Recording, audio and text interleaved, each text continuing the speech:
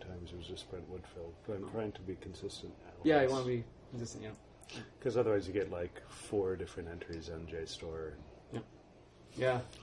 So you do have to finally settle on just one and like go with that. Yeah. Like it's never Edgar Poe. No. You know, it just can't be. So, you know. Okay, so The Voice Before the Void.net.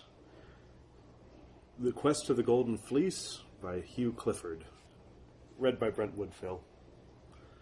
A score of years ago, there was a man in North Borneo whose name does not matter. A man who had the itch of travel in him and loved untrodden places for their own sake.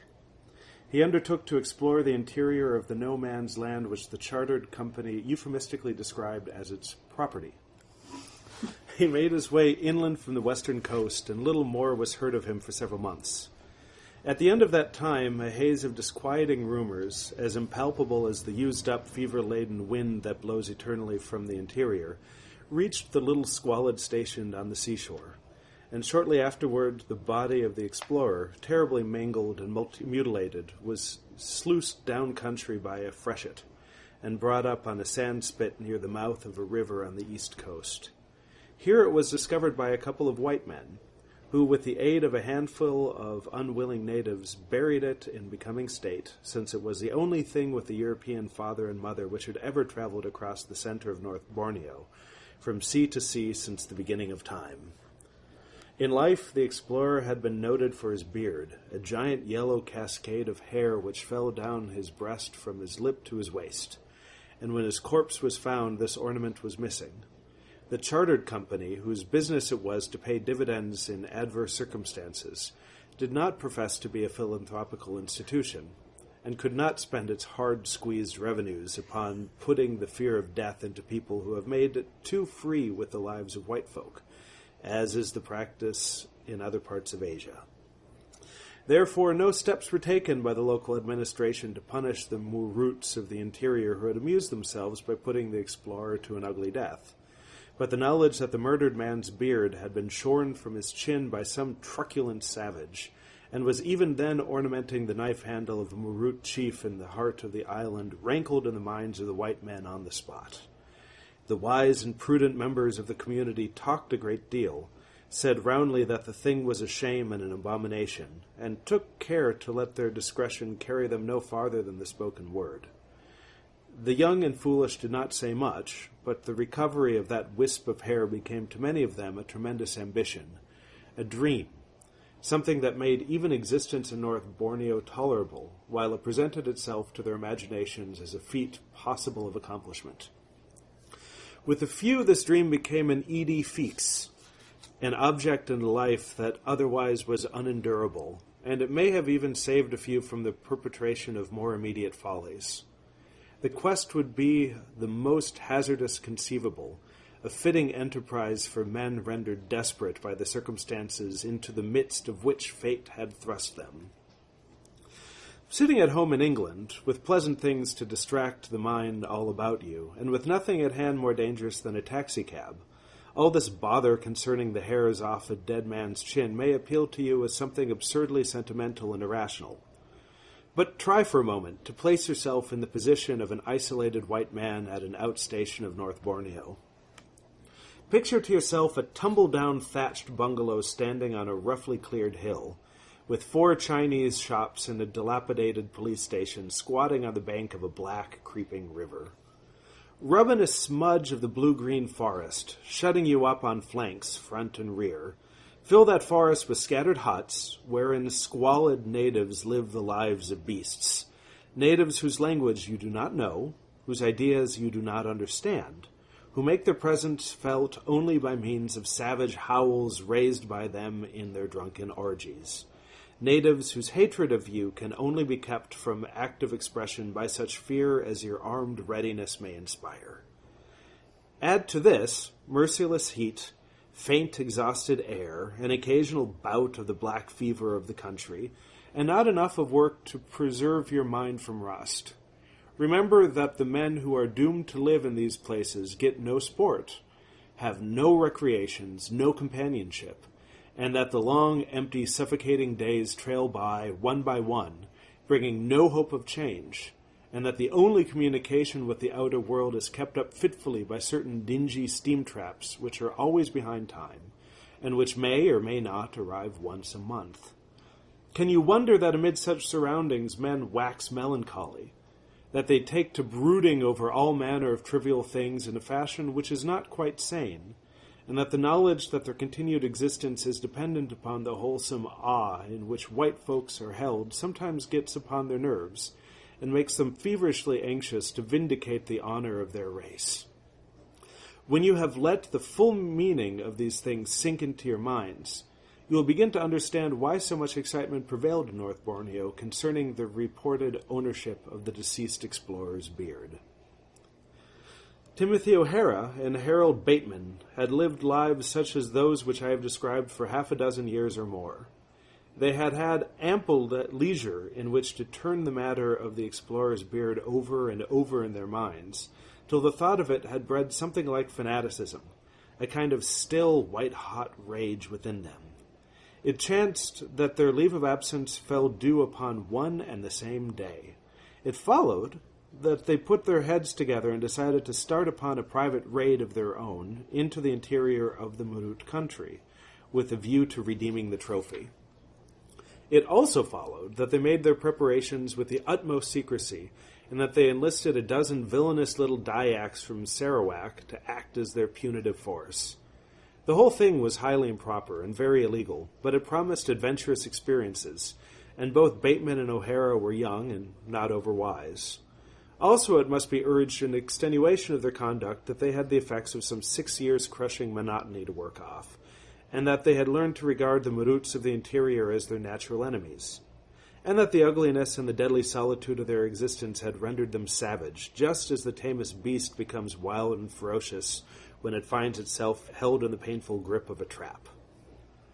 I am in no wise concerned to justify their doings. My part is to record them. O'Hara and Bateman vanished one day from the last outpost of quasi-civilization, having given out that they were off up-country in search of big game, which was a fact.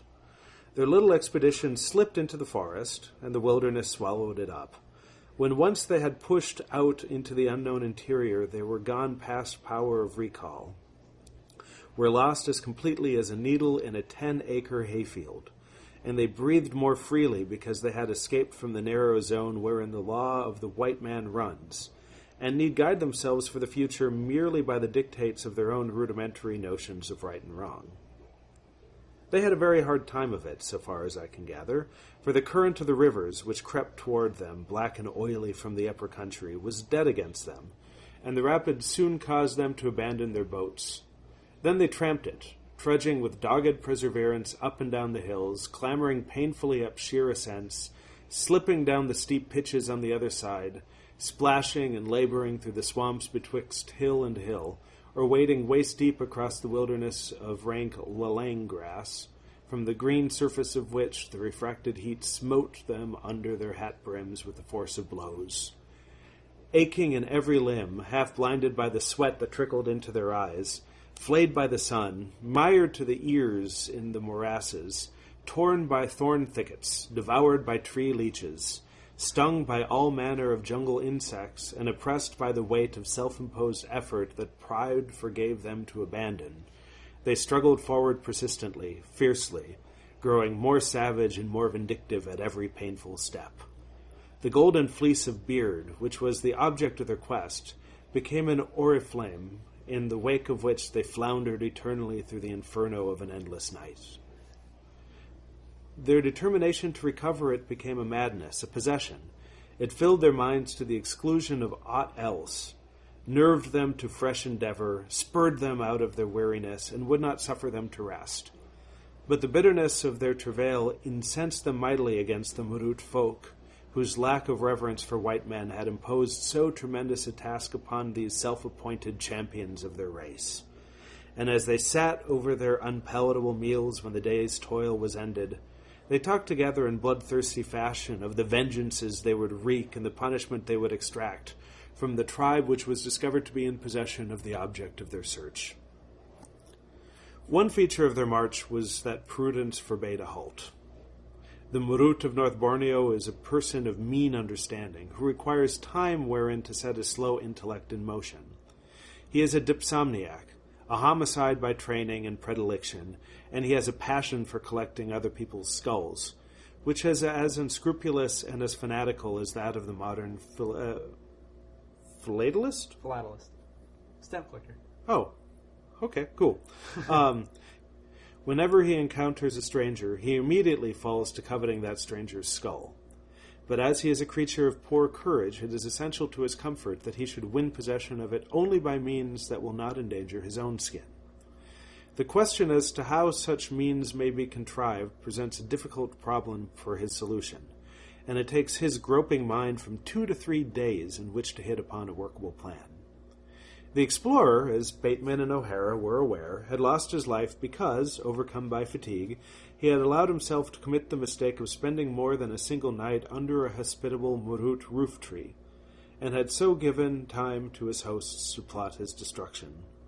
Had he only held steadily upon his way, all might have been well with him, for in a country where every village is at enmity with its neighbors, a short march would have carried him into a stranger's land, which he should have been able to quit in his turn ere the schemes for his immolation hatched therein, and had time in which to ripen.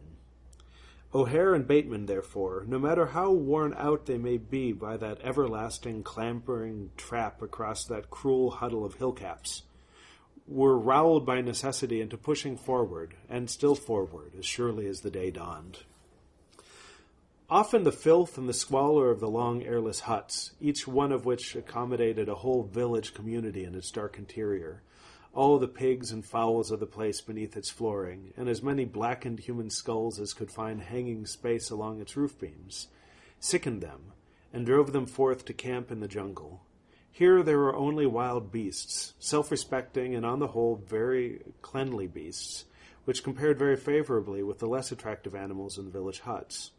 But a vigilant guard had to be maintained against possible surprise, and this, after heartbreaking tramp, was hard alike upon white men and Dyaks.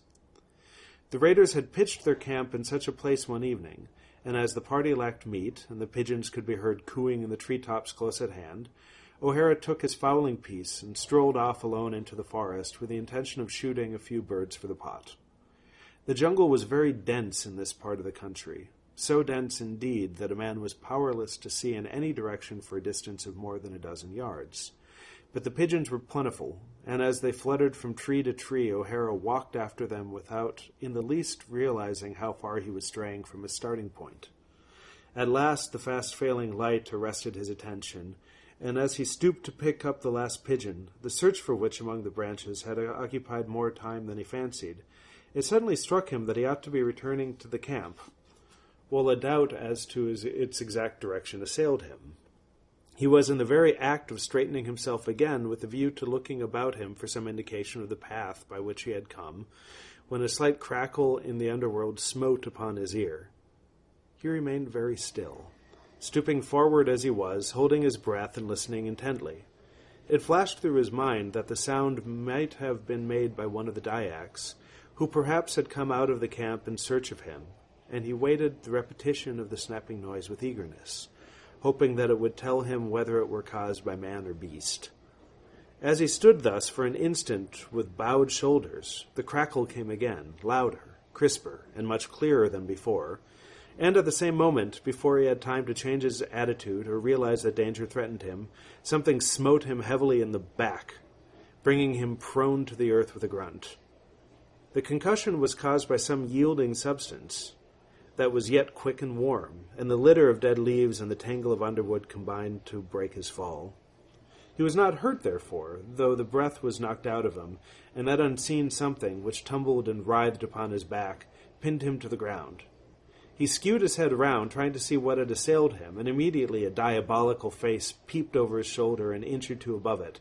He only saw, as it were, in a flash, but the sight was one which, he was accustomed to say, he would never forget. In after years it was wont to recur to him in dreams, and as surely as it came it woke him with a scream. It was a savage face, brown yet pallid, grimed with dirt and wood ashes, with a narrow retreating forehead, a bestial prognathous snout, and a tiny twitching chin. The little black eyes, fierce and excited, were ringed about with angry sores, for the eyelashes had been plucked out. The eyebrows had been removed, but from the upper lip a few coarse wires sprouted uncleanly. The face was split in twain by a set of uneven teeth, pointed like those of a wild cat, and tightly clenched, while above and below them the gums snarled rigidly, bearing witness to the physical effort which their owner was making. The scalp was divided into even halves by a broad parting, on either side of which there rose a tangle of dirty, ill-kept hair that was drawn back into a chignon, giving to the creature a curious, sexless aspect.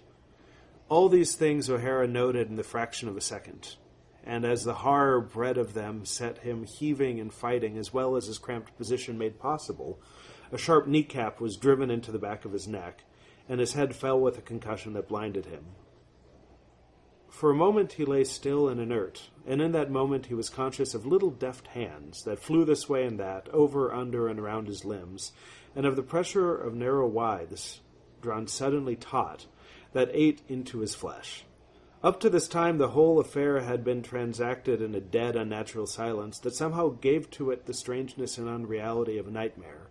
But now, as O'Hara lay prostrate with his face buried in the underwood, the even song of the forest insects, which rings through the jungle during the gloaming hour, was suddenly interrupted by an outbreak of queer sounds, by gurgling jerky speech, intermixed with the shrill squeakings and whistlings, and by the clicking cackle which stands the Murut folk instead of laughter.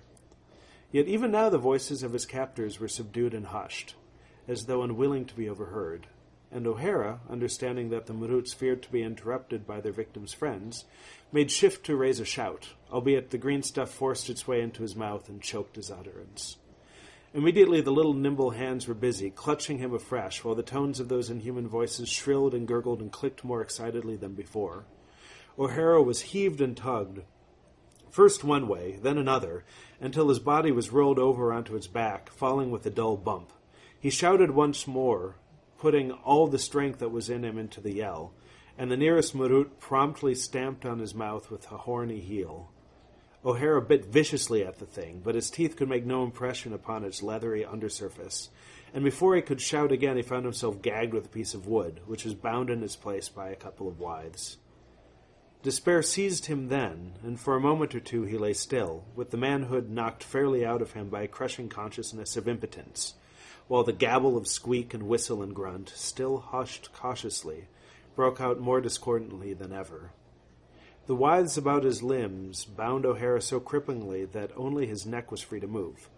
But presently, craning it upwards, he caught sight of his persecutors for the first time.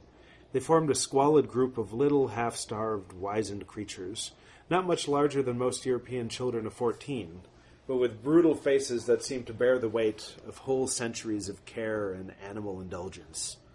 They were naked, save for their foul loincloths. They were abominably dirty, and their skins were smothered in leprous-looking ringworm.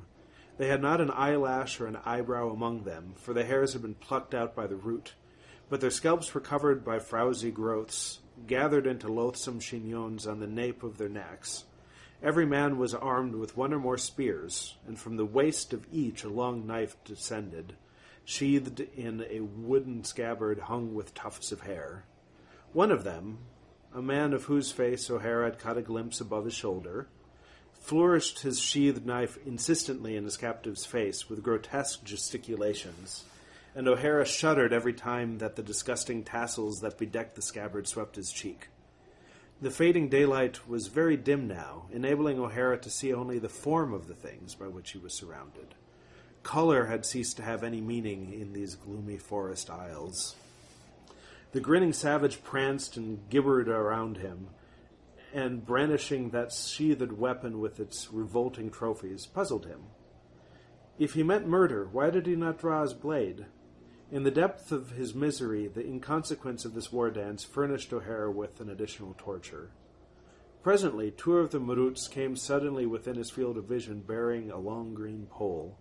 This they proceeded to thrust between O'Hara's flesh and the withes that were entwined about him, and when this had been accomplished, the whole party set their shoulders under the extremities of the pole, and lifted their prisoner clear off the ground. Then they bore him off at a sort of jog-trot. The thongs, tightened fearfully by the pressure thus put upon them, pinched and bruised him pitilessly, and his head, lacking all support, hung down in an attitude of dislocation, waggling this way and that at every jolt. The blood surged into his brain, causing a horrible vertigo, and seeming to thrust his eyes almost out of their sockets. He thought that he could feel his limbs swelling above the biting grip of the withes, and an irresistible nausea seized him. Maddening cramps tied knots in every muscle, and had his journey been of long duration, Timothy O'Hara would never have reached his end alive.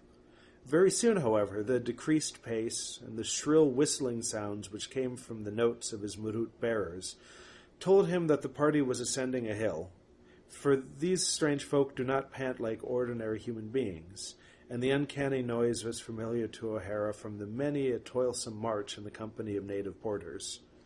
Presently, too, between the straining legs of the leading files, O'Hara caught a flying glimpse of a distant fire, and that, he knew, betokened the neighborhood of a village. A few minutes later, just as he thought that he was about to lose consciousness, the village was reached. A long, narrow hut raised on piles, and with a door at either end, from the thresholds of which crazy ladderways led to the ground. Up the nearest of these rude staircases the Murut struggled with their burden, banging his head roughly against each untrimmed rung, and throwing him down on the bamboo flooring with a chorus of grunts. For a moment there was silence, while the entire community gathered around the white man, staring at him eagerly with a kind of ferocious curiosity. Then, with one accord, all the men, women, and children present set up a diabolical chorus of whoopings and yellings. They seemed to give themselves over to a veritable insanity of noise. Some, squatting on their heels, supporting the weight of their bodies on arms thrust well behind them, tilted their chins to the roof and howled like maniacs. Others, standing erect, opened their mouths to their fullest extent and emitted a series of shrill, blood-curdling bellows. Others, again, shut their eyes, threw their arms aloft, and, concentrating every available atom of energy in the effort, screamed till their voices broke. The ear-piercing din sounded as though all the devils in hell had of a sudden broken loose. Heard from afar, the savage triumph, the diabolical delight that found in it their fitting expression, might well have made the blood run cold in the veins of the bravest, but heard close at hand by the solitary white man whose capture had evoked that hideous outcry, and who knew himself to be utterly at the mercy of these fiends, it was almost enough to unship his reason. O'Hara told me that from that moment he forgot the pains which his bonds had occasioned him, forgot even his desire to escape, and was filled with a tremendous longing to be put out of his agony, to be set free by death from this unspeakable inferno. His mind, he said, was working with surprising activity, and as though it belonged to someone else. In a series of flashes he began to recall all that he had ever heard of the manners and customs of the Muruts, of the strange uses to which they put their prisoners, and all the while he was possessed by a kind of restlessness that made him eager for them to do something, of no matter how awful a character, that would put a period to his unendurable suspense. Meanwhile, the Muruts were enjoying themselves thoroughly. Great earthenware jars, each sufficiently large to drown a baby with comfort, were already standing round the enclosed veranda which formed the common room of the village, onto which each family cubicle opened. And to these jars the Muruts, men, women, and children, repeatedly addressed themselves, squatting by them, and sucking up the abominable liquor which filled them through long bamboo tubes. Each toper, as he quitted the jar, fell to howling with redoubled energy, and as more and more of the fiery stuff was consumed, their cries became more savage, more inarticulate, and more diabolical. Half a dozen men, however, were apparently busy in the performance of some task on a spot just behind O'Hara's head, for though they frequently paid visits of ceremony to the liquor jars, they always staggered back to the same part of the room when their draughts were ended, and there fell to hacking and hammering at wood with renewed energy. O'Hara was convinced that they were employed in constructing some infernal instrument of torture, and the impossibility of ascertaining its nature was maddening, and set his imagination picturing every abominable contrivance for the infliction of anguish of which he had never heard or read. and all the while the hideous orgies, for which his capture was the pretext, were waxing fast and furious. Suddenly the hidden group behind him set up a shrill catcall, and at the sound every Marut in sight leapt to his or her feet and danced frantically with hideous outcry and maniacal laughter. A moment later a rattan rope whined as it was pulled over the main beam of the roof with something heavy at its end, and as the slack of the cord was made fast to the wall post opposite to him, O'Hara was aware of some large object suspended in mid-air, swinging out into the middle of the veranda immediately above him. This, as he craned his neck up at it, struggling to see it more clearly in the uncertain torchlight, was presently revealed as a big cage, an uneven square in shape, the bars of which were some 6 inches apart, saving on one side where a wide gap was left. He had barely had time to make this discovery when a mob of Marut men and women rushed at him, cut the bonds that bound him, and mauling him mercilessly, lifted him up and literally threw him into the opening formed by the gap. The cage rocked crazily while the Maruts yelled their delight, and 2 of their number proceeded hastily to patch up the gap with cross pieces of wood. Then the whole crowd drew away a little, although the hubbub never slackened, and O'Hara set his teeth to smother the groans which the pains of the removed bonds nearly wrung upon him. For the time fear was forgotten in the acuteness of the agony which he endured, for as the blood began to flow freely once more, every inch of his body seemed to have been transformed into so many raging teeth. His extremities felt soft and flabby, cold, too, like jellies, but O'Hara was by nature a very strong man, and at the time of his capture had been in the pink of condition. In an incredibly short while, therefore, the pain subsided, and he began to regain the use of his cramped limbs. He was first made aware of his recovered activity by the alacrity with which he bounded into the center of the cage in obedience to a sharp prick in the back. He tried to rise to his feet, and his head came into stunning contact with the roof. Then, in a crouching attitude, he turned in the direction whence the attack had reached him. What he saw filled him with horror. The leader of the Maruts who had captured him, his eyes bloodshot with drink, was staggering about him in front of him, with grotesque posturings, waving his knife in one hand and his wooden sheath in the other. It was the former, evidently, that had administered the painful prod to O'Hara's back, but it was the latter which had chained the white man's attention, even in that moment of whirling emotions, for from its base depended a long, shaggy wisp of sodden yellow hair, the golden fleece of which O'Hara and Bateman were in search. In a flash, the savage saw that his victim had recognized the trophy to which he had already been at some pains to direct to his attention, and the assembled Maruts gave unmistakable tokens that they all grasped the picturesqueness of the situation. They yelled and howled and bayed more frantically than ever. Some of them rolled upon the floor, their limbs and faces contorted by paroxysms of savage merriment, while others staggered about, smiting their fellows on their bare shoulders, squeaking like bats and clicking like demoralized clockwork. A second prod with a sharp point made O'Hara shy across his narrow cage like a fly-bitten horse, and before he could recover his balance, a score of delicately handled weapons inflicted light wounds all over his face and hands. As each knife touched him, and its owner put up his head, and repeated some formula in a shrill sing-song, no word of which was intelligible to O'Hara, save only for the name of Kinabalu, the great mountain which dominates North Borneo, and is believed by the natives to be the eternal resting place of the spirits which have quitted a life of earth. Then, for the first time, O'Hara understood what was happening to him. He had often heard of the ceremony known to the wild Maruts as a bangun, which has for its object the maintenance of communication between the living and the dead. He had even seen a pig hung up, as he was now hanging, while the tamer Maruts prodded it to death very carefully and slowly, charging it all the while with messages for the spirits of the departed. And he remembered how the abominable cruelty of the proceeding had turned him sick, and had set him longing to interfere with native religious customs in defiance of the prudent government which he served. Now he was himself to be done to death by inches, just as the pig had died, and he knew that men had spoken truly when they explained to him that the unfortunate quadruped was only substituted for a nobler victim as a concession to European prejudice, to the great discontent of the tame Maruts. These thoughts rushed through his mind with the speed of lightning, and all the while it seemed to him that every particle of his mental forces was concentrated upon a single object, the task of defending himself against a crowd of persecutors. Crouching in the center of the cage, snarling like a cat, with his eyes bursting from their sockets, his every limb braced for a leap in any direction, his hands scrabbling at the air to ward off the stabs, he faced from side to side, his breath coming in quick, noisy pants. Every second, one or another of the points that assailed him made him turn about with a cry of rage, and immediately his exposed back was prodded by every Marut within reach. Suddenly he heard his own voice raised in awful curses and blasphemies, and the familiar tones of his mother tongue smote him with surprise. He had little consciousness of pain as pain.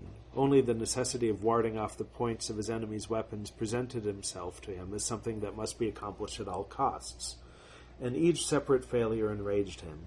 He bounded about his cage with an energy and an agility that astonished him, and the rocking of his prison seemed to keep time with the lilting of his thumping heartbeats. More than once he fell, and his face and scalp were prodded terribly ere he could regain his feet. Often he warded off a thrust with his bare hands. But of the wounds which he thus received he was hardly conscious. His mind was in a species of delirium of rage, and all the time he was torn with a fury of indignation because he, a white man, was being treated in this dishonoring fashion by a pack of despicable Maruts. But he received no serious injury, for the Maruts, who had many messages for their dead relations, were anxious to keep the life in him as long as might be, and, in spite of their intoxication, prodded him with shrewdness and caution. How long it all lasted O'Hara never knew with certainty, but it was the exhaustion caused by loss of breath and blood, and by the wild leaping of that bursting heart of his, that caused him presently to sink on the floor of his cage in a swoon. The Maruts, finding that he did not answer to their stabs, drew off and gathered eagerly around the liquor jars. This killing would come soon after dawn, as soon, in fact, as their overnight orgies made it possible, when the prisoner would be set to run the gauntlet and would be hacked to pieces after one final delicious bangoon. It was essential, therefore, that enough strength should be left in him to show good sport, and in the meantime their villainous homemade spirits would bring that measure of happiness which comes to the Murut from being suffered, for a little space, to forget the fact of his own repulsive existence. Accordingly, with noisy hospitality, each man tried to make his neighbor drink to greater excess than himself, and all proved willing victims. With hoots and squeals of laughter, little children were torn from their mothers' breasts and given to suck at the bamboo pipes, their ensuing intoxication being watched with huge merriment by men and women alike. The shouts raised by the revelers became more and more shaky, less and less articulate. Over and over again the groups around the jars broke up, while their members crawled away to lie about in death-like stupors, from which they aroused themselves only to vomit and drink anew. Long after this stage of the proceedings had been reached, O'Hara had recovered his senses, but prudence bade him lie as still as a mouse. Once or twice a drunken Murut lurched onto his feet, and made a pass or two at him, and now and again he was prodded painfully, but putting forth all the self-control at his command, he gave no sign of life. At last every Murut in the place was sunken in abominable torpor, excepting only the chief, from whose knife scabbard hung the tuft of hair which had once ornamented the chin of the explorer. His little red eyes were fixed in a drunken stare upon O'Hara, and the latter watched them with a fascination of dread through his half-closed lids. Over and over again the Murut crawled to the nearest liquor jar, and sucked up the dregs with a horrible, sibilant gurgling, and at times he even staggered to his feet, muttering and mumbling over his tiny, busy chin, waving his weapon uncertainly, ere he subsided in a limp heap upon the floor. On each occasion he gave more evident sounds of drowsiness, and at last his blinking eyes were covered by their lashless lids. At the same moment, a gentle gnawing sound, which had been attracting O'Hara's attention for some minutes, though he dared not move by so much as a finger's breadth to discover its cause, ceased abruptly. Then the faintest ghost of a whisper came to his ears from below his cage, and, moving with the greatest caution, and peering down through the uncertain light, he saw that a hole had been made by sawing away two of the laths which formed the flooring. In the black hole immediately beneath him, the faces of two of his own Dyaks were framed, and even as he looked, one of them hoisted himself into the hut and began deftly to remove the bars of the cage, working as noiselessly as a shadow. The whole thing was done so silently, and O'Hara's own mind was so racked by the emotions which his recent experiences had held for him, that he was at first persuaded that what he saw, or rather fancied he saw, was merely a figment conjured up for his torture by the delirium which possessed him. He felt that if he suffered himself to believe in this mocking delusion even for an instant, the disappointment of discovering its utter unreality would drive him mad. He was already spent with misery, physical and mental. He was constantly holding himself in leash to prevent the commission of some insane extravagance. He was seized with an unreasoning desire to scream. He fought with himself, a self that was unfamiliar to him, although its identity was never in doubt, as he might have fought with a stranger. He told himself that his senses were playing cruel pranks upon him, and that nothing should induce him to be deceived by them. And all the while, hope, mad, wild, hysterical hope, was surging up in his heart, shaking him like an aspen, wringing unaccustomed tears from his eyes, and tearing his breast with noiseless sobs. As he lay inert and utterly wretched, unable to bear up manfully under this new wanton torture of the mind, the ghost of the second Dyak clambered skilfully out of the darkness below the hut, and joined his fellow, who had already made a wide gap in the side of the cage. Then the two of them seized O'Hara, and with the same strange absence of sound, lifted him bodily through the prison and through the hole in the flooring onto the earth below. Their grip upon his lacerated flesh hurt him acutely, but the very pain was welcome, for did it not prove the reality of his deliverers? What he experienced of relief and gratitude, O'Hara could never tell us, for all he remembers is that, gone suddenly weak and plaintive as a child, he clung to the little Dyaks, sobbing broken-heartedly, and weeping on their shoulders without restraint or decency, in utter abandon of self-pity. Also he recalls dimly that centuries later he found himself standing in Bateman's camp, with his people gathering about him, and that of a sudden he was unaware that he was mother naked. After that, so he avers, all is a blank. The closing incidents of the story were related to me by Bateman one evening, when I chanced to foregather with him in an up-country outpost in Borneo. We had been talking far into the night, and our solitude à deux and the lateness of the hour combined to thaw his usual taciturnity and to unlock his shy confidence. Therefore I was put in possession of a secret which until then, I believe, had been closely kept. "It was an awful night," he said, "that upon which poor O'Hara was missing. The Dyaks had gone out in couples all over the place to try to pick up his trail, but I remained in camp, for though there was a little moon, it was too dark for a white man's eyes to be of any good. What with the inactivity and my fears for O'Hara, I was as jumpy as you make 'em. And as the Dyaks began to drop in, 2 at a time, each couple bringing in their tale of failure, I worked myself up to such a state of depression and misery that I thought I must be going mad. Just about 3 o'clock in the morning, the last brace of Dyaks turned up, and I was all of a shake when I saw that they had poor O'Hara with them. He broke loose from them and stumbled into the center of the camp stark naked, and packed almost to bits by those infernal Marut knives. But the wounds were not over deep, and the blood was caking over most of them. He was an awful sight, and I was for tending his hurt without delay, but he pushed me roughly aside, and I saw that his eyes were blazing with madness. He stood there in the midst of us all, throwing his arms about his head, cursing in English and in the vernacular, and gesticulating wildly. The Dyaks edged away from him, and I could see that his condition funked them mortally. I tried again and again to speak to him and calm him, but he would not listen to a word I said, and for full 5 minutes he stood there raving and ranting, now and again pacing frenziedly from side to side, pouring out a torrent of invective mixed with muddled orders.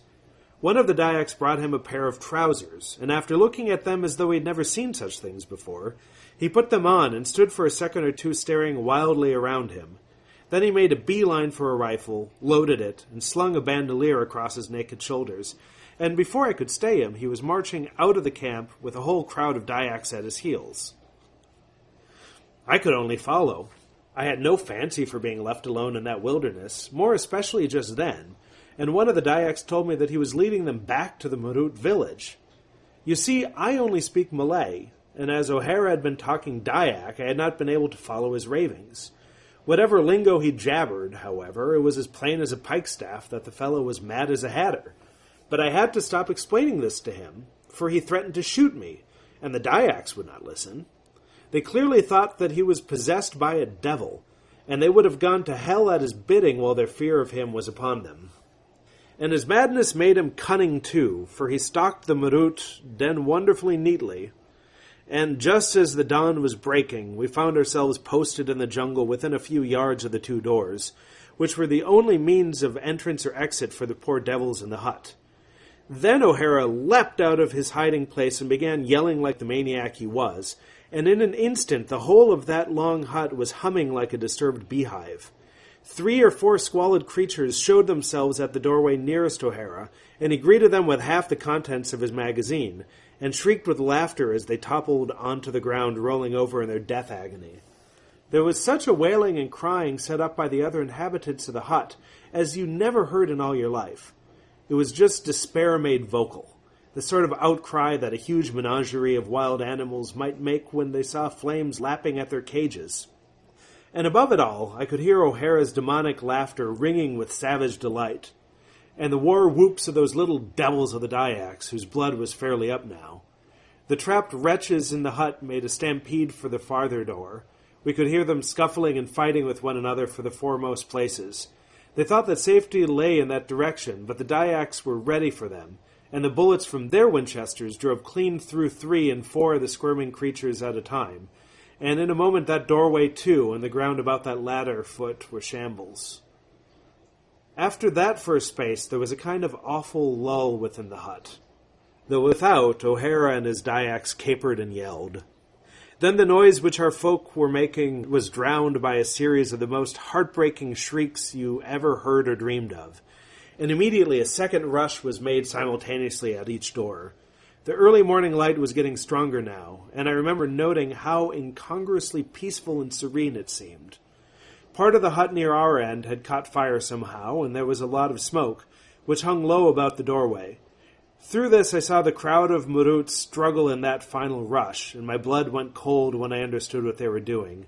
Every man had a woman or a child held tightly in his arms, held in front of him as a buckler, and it was from these poor devils that those awful screams were coming. I jumped in front of the Dyaks and yelled to them in Malay to hold their fire, but O'Hara thrust me aside and shooed the Dyaks on with shouts and curses and peals of laughter, slapping his palm on his gun stock and capering with delight and excitement. The Dyaks took no sort of heed of me, and the volleys met the Maruts like a wall of lead. I had slipped and fallen when O'Hara pushed me, and as I clambered onto my feet again, I saw the mob of savages fall together and crumple up, for all the world as paper crumples when burned suddenly. Most of them fell back into the dark interior of the hut, writhing in convulsions above the litter of the dead. But 1 or 2 pitched forward headlong to the ground, and I saw a little brown baby, which had escaped unharmed, crawling about over the corpses and squeaking like a wounded rabbit. I ran forward to save it, but a Dyak was too quick for me, and before I could get near it, he had thrown himself upon it, and... The Maruts began cutting their way through the flooring then, and trying to bolt into the jungle. 1 or 2 of them got away, I think, and this threw O'Hara into such a passion of fury that I half expected to see him kill some of the Dyaks. He tore around to the side of the hut, and as I saw him brain one Marut as he made a rush from under the low floor. One end of the building was in roaring flames by this time, and 6 Dyaks had gone at the other end and were bolting the wretched creatures from their hiding places, just as ferrets bolt rabbits from their burrows, while O'Hara and the other Dyaks waited for them outside. They hardly missed one of them, sparing neither age nor sex, though I ran from one to another like a madman, trying to prevent them. It was awful. Awful! And I was fairly blubbering with the horror of it, and with the consciousness of my own impotence. I was regularly broken up by it, and I remember at the last sitting down upon a log, burying my face in my hands and crying like a child. The thing seemed to be over by then. There was no more bolting, and the Dyaks were beginning to clear out of the hut as the flames gained ground and made the place too hot for them. But at the last, there came a terrific yell from the very heart of the fire, and a single Marut leapt out of the smoke. He was stark naked, for his loincloth had been burned to tinder. He was blackened by the smoke, and his long hair was afire behind him. His mouth was wide, and the cries that came from it went through and through my head, running up and up the scale till they hit upon a note the shrillness of which agonized me. Surrounded by the flames, he looked like a devil in the heart of the pit. In one scorched arm he brandished a long knife, the blade of which was red with the glare of the flames, and in the other was the sheath, blazing at one end, and decked at the other by a great tuft of yellow hair that was smoldering damply. As soon as he saw him, O'Hara raised a terrible cry and threw himself at him. The two men grappled and fell, the knife and scabbard escaping from the Marut's grasp and pitching straight into the fire. The struggle lasted for nearly a minute, O'Hara and his enemy rolling over and over one another, breathing heavily but making no other sound. Then something happened. I don't clearly know what, but the Marut's head dropped and O'Hara rose up from his dead body, moving very stiffly. He stood for a moment so, looking round him in a dazed fashion, until his eyes caught mine. Then he staggered towards me, reeling like a tipsy man. "Mother of Heaven," he said quickly, "what have I done?" He stared round him at the little brown corpses, doubled up in dislocated and distorted attitudes, and his eyes were troubled. "God forgive me," he muttered. "God forgive me." Then he spun about on his heel, his hands outstretched above his head, his fingers clutching at the air, a thin foam forming on his lips, and before I could reach him he had toppled over in a limp heap upon the ground. I had an awful business getting O'Hara down country. He was mad as a March hare for 3 weeks, but the Dyaks worked like bricks, though I could not bear the sight of them, and the currents of the rivers were in our favor when we reached navigable water. I know that O'Hara was mad that morning. No white man could have acted as he did unless he'd been insane. And he always swears that he has no recollection of anything that occurred after the Dyaks rescued him. I hope it may be so, but I am not certain. He is a changed man anyway, as nervous and jumpy as they make him. And I know that he is always brooding over that up-country trip of ours. Yes, I assented. And he is constantly telling the first part of the story to every chance soul he meets. Exactly, said Bateman. That's what makes me sometimes doubt the completeness of his oblivion concerning what followed. What do you think?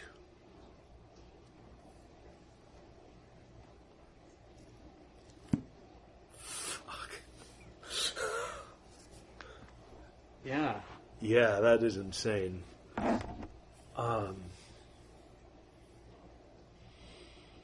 Yeah. I mean, from the theme to even just the level of experimentation that he has with the way that he recorded the text, where it was all...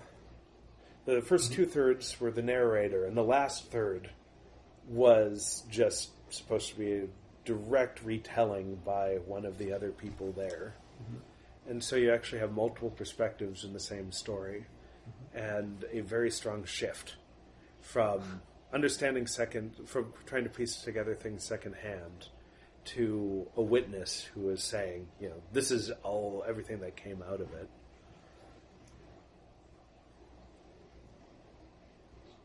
I wonder how much of this actually is grounded.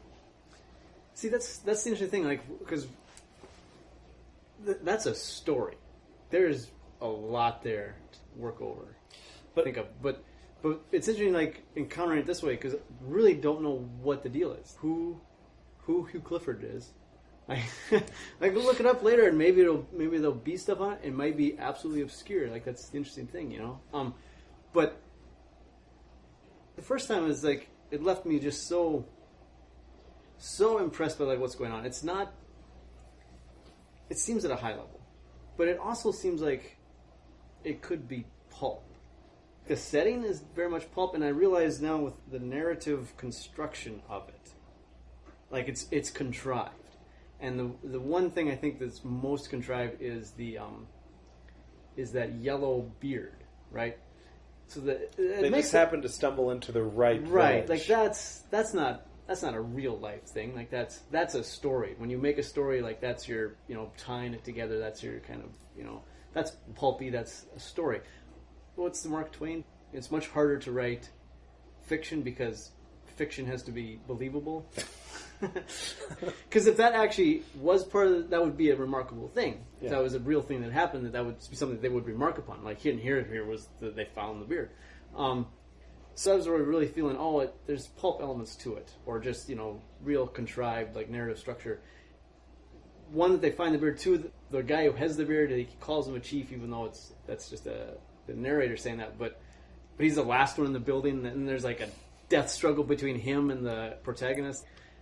I realized, that's really weak.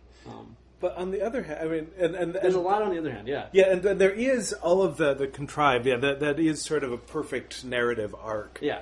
And exactly. there is the two resolutions. One is O'Hara, and the guy was tortured. the guy was tortured. He manages to, vanquish the person Right. he blamed for all of this, and also have his revenge upon the people who had so harmed the other blonde European. Right, exactly. At the same time, then you have also, for the sensibilities of the people reading it, he realizes, oh man, I did something horrible.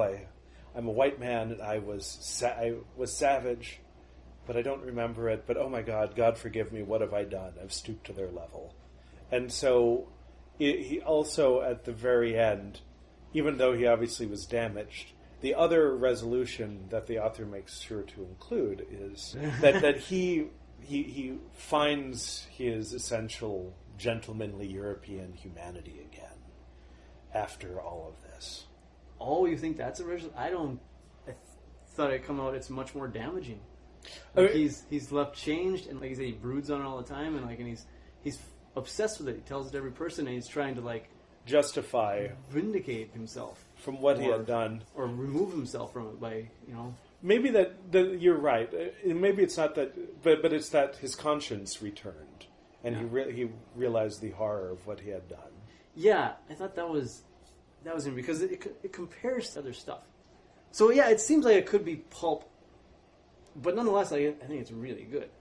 And even when it comes to sort of the more ethnographic parts of that, right. I mean, if you read, I don't know if you know about the Marandanum or the Sambia. No. Just insane ethnographies.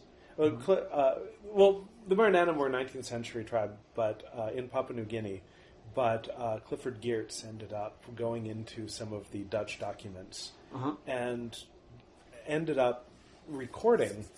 I think this is sort of the one of the best examples you can do in contra this idea of a universal human ethics, where the Marandanum would they had these crazy fertility festivals every year that involved gang raping all of the women to the point where most of them were barren. So the only way to continue the maintenance of their lines was to have raiding parties where they go. The Dutch would report that they'd actually go out 1,000 miles by canoe because they'd decimated so many of the other groups nearby, slaughter all the adults, adopt the children as their own, and put them through these brutal rites of passage in order to basically strip away anything. And then even in some of the more contemporary stuff, like Gilbert Hurt, who wrote this brilliant book called The Sambia, he changed the name because he was worried about sexual tourism, because one of the things is also a New Guinea group, but they believe in that there's a sacred essence called Jurundu, which is contained in semen, and it's what allows women to be strong enough to give birth and boys to go and grow into men. And so it starts out where young boys are raised by their moms, their fathers aren't really involved, until enough of the kids in the village are about 6 or something, about 6 years old, and then all the men dress as monsters, come out of the woods, drag the kids away, and have them live in sort of the men's hut, the men's lodge in the outskirts of town, and there all the boys live until they get married. But so the young boys have to ingest jurundu from the older boys through fellatio, and then once they go through puberty, then they have enough jurundu to feed the younger boys, and then also they get married off. They still live in the lodge, but they end up also giving jurundu to their wives, and then once their wives are pregnant, they move out of the men's hut and in with their wives. And so, but there are all these, again, really extreme rites of passage involving being beaten by stinging nettles and other pretty extreme violent things. What's also interesting, which obviously is unrelated to that story, is that sexuality is about your stage in life. It's not an essential part of your identity like it is in the West. So boys would be considered, by our standards, homosexual, and then adolescents are bisexual, and then once you're adult and married, you become heterosexual. But I think I find that in other cultures too.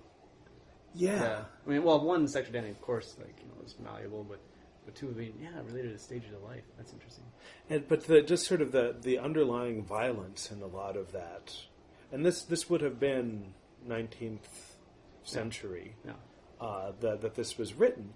So how much of that is actually fanciful? I mean, if this was just like an armchair anthropologist who was reading stories of missionaries, or if this was someone who actually worked in Borneo, just the framing of the story, the way the story was told. Well, see, that's why I wonder. It doesn't seem like it's quite pulp. Like it could be very high level.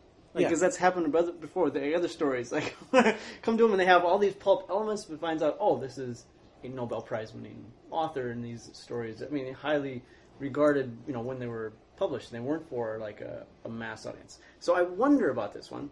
I think it could be like some of the images, right? Like the skulls and on the ceiling and like the headhunters. They tie them up and they put them on the pole. These are scenes from like 1930s Hollywood shit, right? They just. Well, I'm wondering if this might not have been one of the influences on creating that imagery, because this is clearly not doing it in any kind of cliched or stereotypical or easy way. This is all. The description is really. It feels like there's got to be some knowledge behind this. And you can.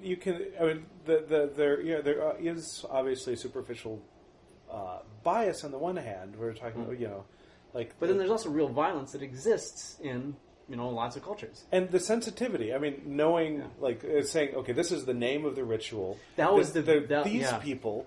Yeah. And then you have the Maruks. And then you also have the tame Maruks who live closer by, who are continued to do the rituals, but instead of humans using pigs, and not very happy about it. But this is the same stuff that's going on in the jungle places beyond the reach, and he doesn't seem all that positive about like the Europeans even being there in the first place. I mean, no one fundamentally is painted in a very good light. Yeah, it's not simple. So, that whole scene where like he's in the cage and he's describing what's going on. That's suspense and like just harrowing. Like that's where it's like so much of the story is so. Oh my God, this is something to really be into, and it kind of leaves an effect. Like it left an effect on me. That's an awful, incredible experience. But yeah, he's describing it with the religious import of this. It's not just one side saying, well, these are messages for their dead ancestors, giving like all of their reasoning behind this horrible torture, which is only horrible from the person's perspective of being tortured. Mm-hmm. That's really something. And then and how harrowing it is. And I was thinking again like the narrative structure of it, because first going through it, I really didn't know how that was going to come out. It seemed like it was being told. He mentions before describing that scene that O'Hara had told me about this later. Mm-hmm. So okay, well he must have survived. But then even then it was still kind of a question. And I remember reading some other literary theory that there's two types of suspense in a story. I can't remember whose idea this was, but it's an interesting idea that one is where you don't know what's going to happen. You just don't know how it's going to turn out, and that's suspenseful. The other one is where you know what's going to happen, and it's how is it going to turn out. Mm-hmm. So this one, even though like he's indicating, well, he's survived, but still didn't know, well, if the story was going to twist. It reminded me of Moby Dick, right? The first English edition of Moby Dick. Do you know this? Like, it was published without the epilogue. Really? Yeah, that one page at the end was forgotten and that's the first edition, like the whale, like that was the first time it was ever published. And that was even in like the first reviews in the British press of the book saying, well, it doesn't even make any sense because who told the story? Like, like this whole thing happens, it's just like, well, okay, just some unknown omniscient narrator and just kind of. So that's what I was thinking with the story. Like, okay, maybe I don't really know, like, because it seemed it was so terrifying. Like, he's in the cage. Oh my God, he's gonna be killed this way. And but that was even more effective than when he's rescued. Yeah, like how is he gonna get out of this? Like, yeah, and I felt the real like emotion of relief, and that was a powerful story. And I felt like as soon as he said that face, he were to count that face years later when he was just captured. Yeah, I was just thinking, oh my God, this is not going to end well for anyone, but especially the people who captured him. Yeah, and so even as they were talking about all the things that he was doing, I was thinking that this is basically a doomed group, and so I viewed them more sympathetically. Because I knew that he had escaped, and obviously things are not going to end well. Oh, you thought that? Because I didn't get that. Like, I didn't know if he even escaped like that. I thought that might be the end of the story, and like he would just be a broken man, which I think he was anyway. At the end. But even more so because of the horror. Yeah, the horror. Yeah. Horror. Okay. There is a story, and I think it's in that 50 Great American Short Stories, that just classic. Have you read that? The collection, it was like, I don't know, it was like 1930s, and they are 50 great American short stories, and like every short story writer who ever was anything is in there, and it's just the best. I mean, it's been in reprints since then. I mean, they're still making it. I can't remember the editor's name. I think it was Milton Crane, but I'm not sure. But anyway, it's one of the stories in there, and I think that story was also included in Robert Ford's collection of American short stories, which is a really good collection. I think it's the Granta collection. Oh, okay. And I don't recognize the name of the writer, but I think it might be just known because of this, at least because of this story, because this story is really good, and it's set in like early 20th century, and it's this American PhD in something or other. He's in the Maghreb, I think with his wife, family, other colleagues, I don't know, but anyway, he gets through like some, circumstances, he gets captured by slavers. And the story then is him being just beaten into being a slave. And he's brought down and brought to base instincts. And the story is it's a horror story, but it's drama. I mean, how to say it. And it just goes through, and you're reading this, and it develops, and he just gets further and further. And the thing is, though, the time span is over months. Huh. And it finally ends where he escapes, more or less, but he's gone mad. His brain is broken. And he escapes, and he just then is living as a homeless maniac in one of these towns in the Maghreb. And that's the end of the story. And it's it's a great story.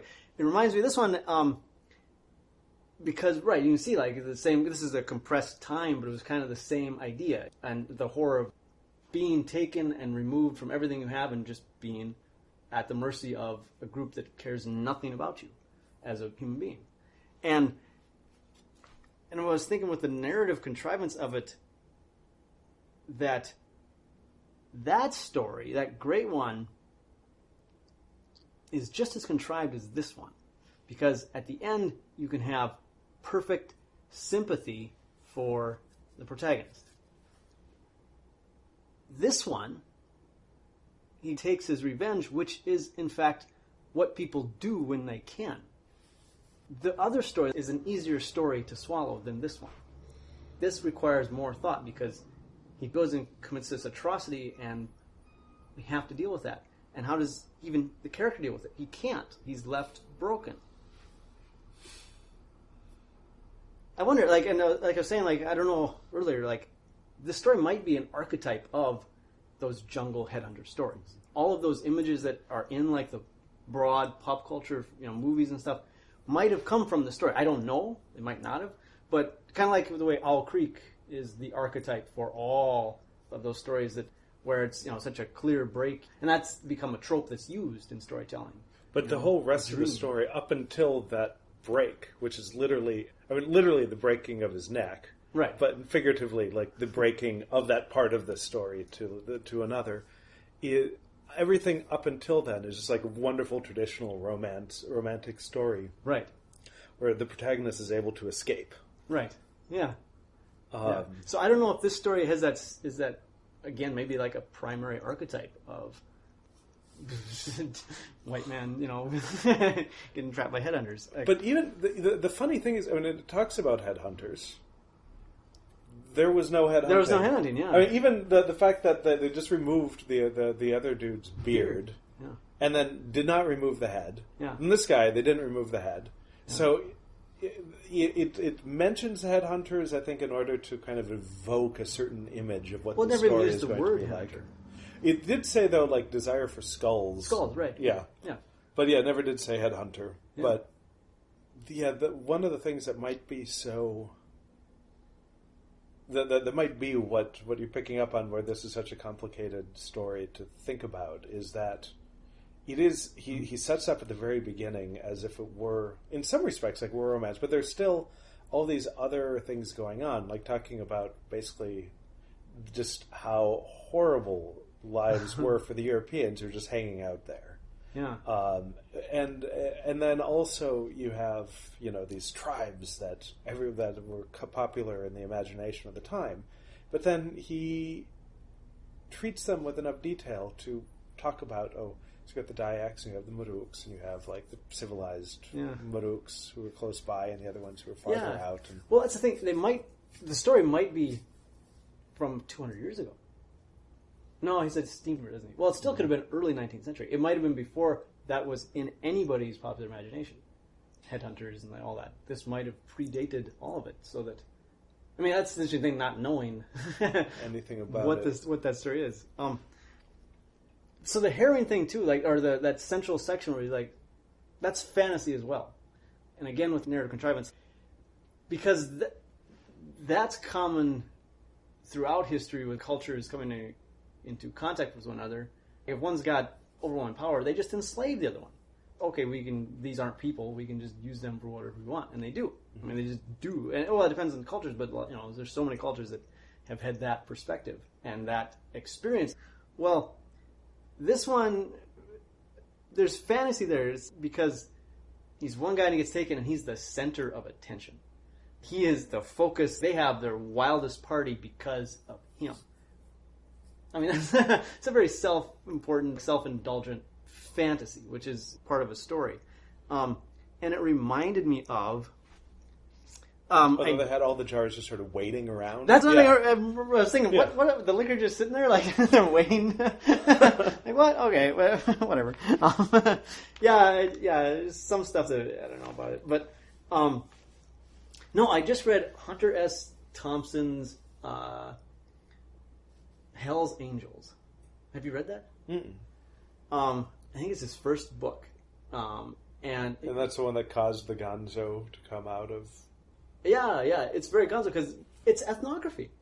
Half of that book is just really good ethnography. He went and lived with the Hells Angels and just did everything they did, and the other half is really interesting critique of media and how perceptions are formed and manipulated, and how they're so distant from any kind of reality, or the reality that obtains in places.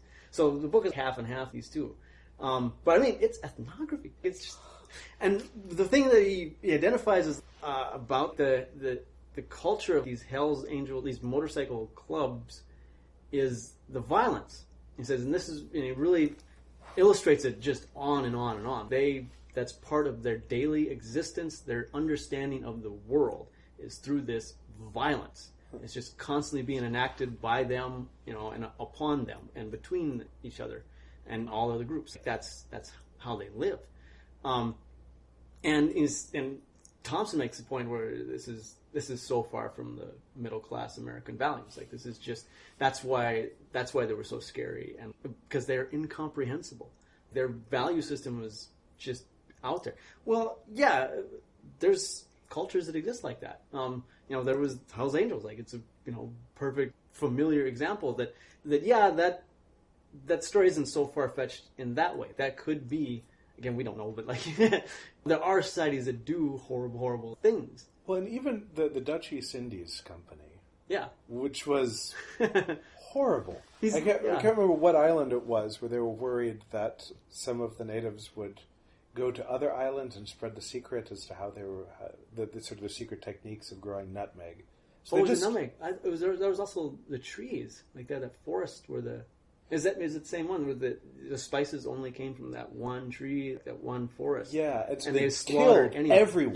Yeah, yeah. And then it was simple economic justification, and the problem, right? and the Dutch East India Company was super problematic because one, it was a publicly traded corporation that people in all levels of Dutch society had stocks in. Yeah.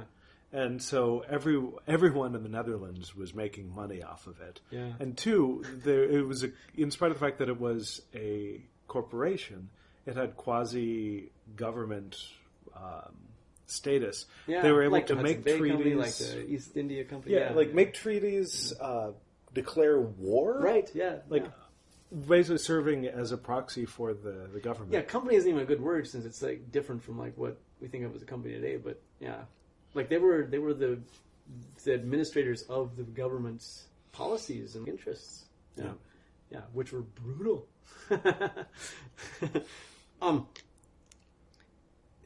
That fantasy being taken because it's in the Hell's Angels book where he's describing the gang rapes they would commit. And a lot of that is with the media, though, because that's where the Hells Angels gained like their nationwide and worldwide notoriety was over these publicized criminal cases for rape and gang rape. Mm-hmm. And he goes through and just destroys all of those. He's like, there was no reality to all this, but there was also this where he said, he even describes like witnessing it at one party and knowing this was a practice that the biker gangs would do, where they call it turning out, which they use I've seen the same phrase in prison terminology, sexual oppression, where they'd take a woman and just use her for hours. And we said the thing with was it a rape or was it this experience? Because there were people who would seek it out. and this is familiar through like alternative sexual societies, like cultures within our own right now. I mean, this is known, these intense transcendental experiences which can be obtained physically through those things. And that again is in that story. It's non-consensual, but it's still a fantasy. It's still this I'm the most important thing here. And the one of the other advantages that you can have with fiction, to riffing off of Mark Twain, is that it can also be it with fiction things have to be a bit more clear cut. When you're dealing with reality, things get a lot messier and a lot grayer and but there's even a scene in the Hells Angels book where they're at a party and some dude messes with them, and the biker gang for a few hours just tortures them. They hang him up from the ceiling and just are beating on him, and so there's not a sexual component to it. It's much more like this one, and they finally just threw him out on the lawn, and the guy had this just glazed, almost euphoric look on his face, So there's a perspective to that story there. That still, again, feels like pulpy. It's like pornographic. It's like there's that element. This is why we're going to read this, because this is harrowing and horrifying, thrilling. That's why that is a story. That's what makes it a story.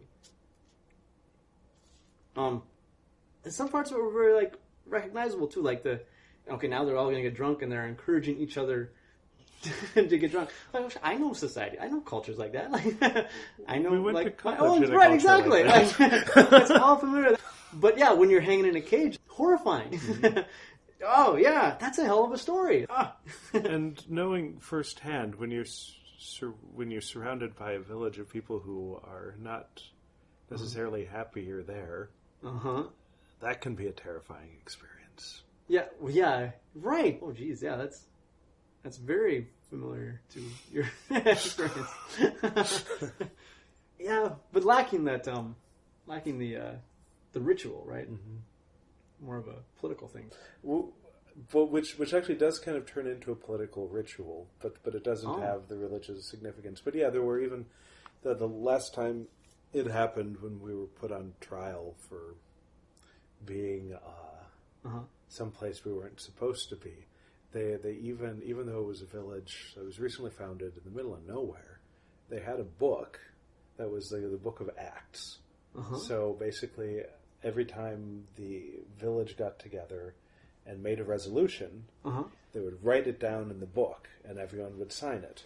And so the people were debating as to what they were going to do, and then when they came to an agreement, which is that we would promise that we would never show up again, and if we were to show up again, we'd be informed that we and everyone we were with would be killed.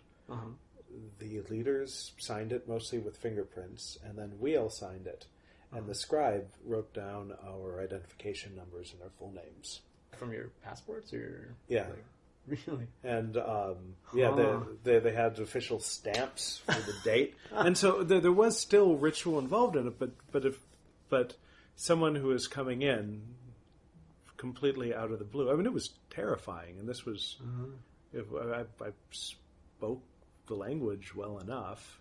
Yeah. But someone who's coming in who is completely kind of unaware of what's going on, where you can't understand the language, that is horrifying as well, because everything seems so alien. Well, it is alien. Yeah. Yeah. Which language is it? Is it Kikchi. Kikchi, yeah. Oh, gee. That was in it too. They even had the characters, like, he describes in the beginning, you're not thinking much of them, but then the one guy, he speaks Dayak. Another one, I only speak Malay, Yeah. And they weren't, complete outsiders. Like, Yeah. The story just gets more complex. And then the last part, which is the real horror, right? They go on and just murder everybody.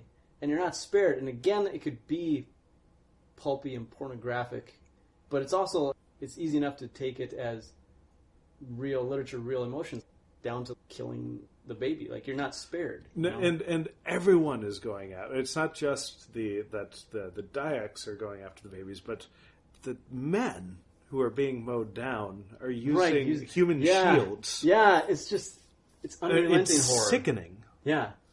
And then you do have the one guy who then, for the reader, has some humanity and like is able to give that perspective. This was all horrifying. Like, he's running around trying to stop it. Mm-hmm. That is a hell of a story. There's so much there.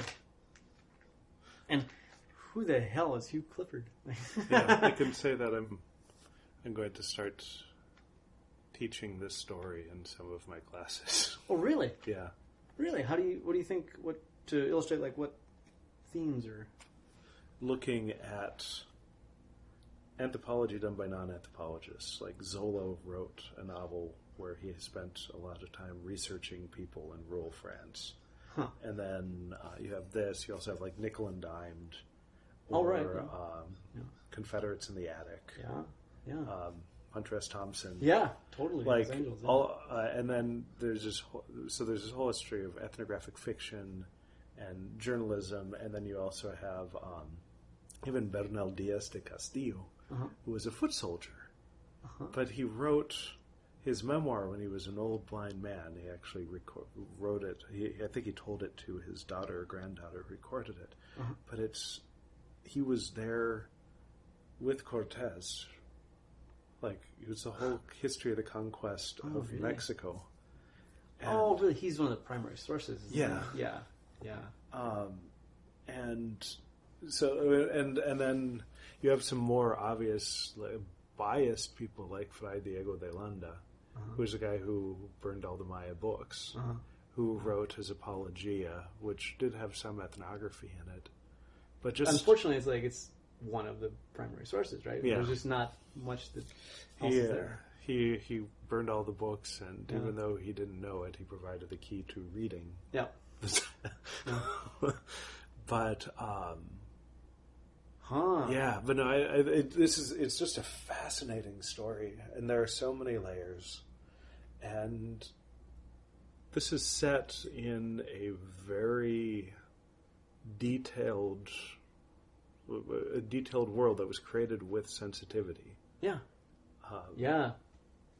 And so the question is, how much of it is based in actual ethnographic knowledge or personal observations, and how much of it is fantasy.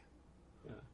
Because I think it's totally possible too to find out that was published in 1925 in High Adventure Stories, like pulp. I mean, it could have been, but I don't know. But that also, even if it were published in pulp, I mean, how many people have bled ink over True, Dickens? Yeah. Oh no, that's true. Yeah, You can't get much pulpier than Dickens. because there's clearly quality in it. Yeah. Like whatever its origin, like it's definitely worth dealing with.